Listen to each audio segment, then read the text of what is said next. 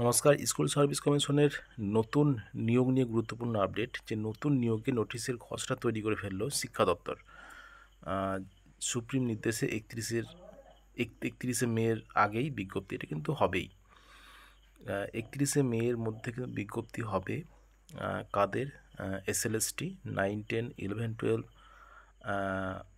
Group C, group D, এই সমস্ত ক্যান্ডিডেটদের নিয়ে, বা আরও যারা নতুন যদি হয় তাহলে সেটা নতুন, যেহেতু খসড়া তৈরি করেছে সেহেতু কিন্তু নতুনরাও কিন্তু বসতে পারে।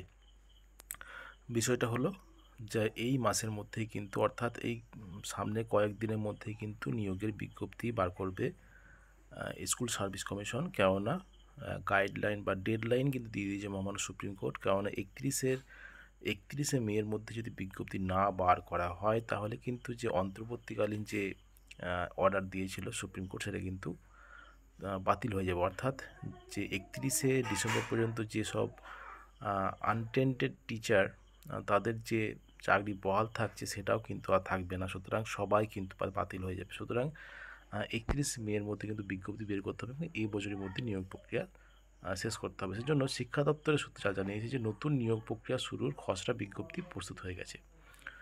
খসড়া বিজ্ঞপ্তি প্রস্তুত হয়ে গেছে। আপাতত নবান্নের চূড়ান্ত অনুমোদনের অপেক্ষায় রয়েছে স্কুল সার্ভিস কমিশন। তবে এখনও শূন্য পদের তালিকা শিক্ষা দপ্তরের হাতে পৌঁছায়নি। খুব তাড়াতাড়ি অর্থাৎ এই সপ্তাহের মধ্যেই কিন্তু বেরিয়ে যাওয়ার প্রবল সম্ভাবনা।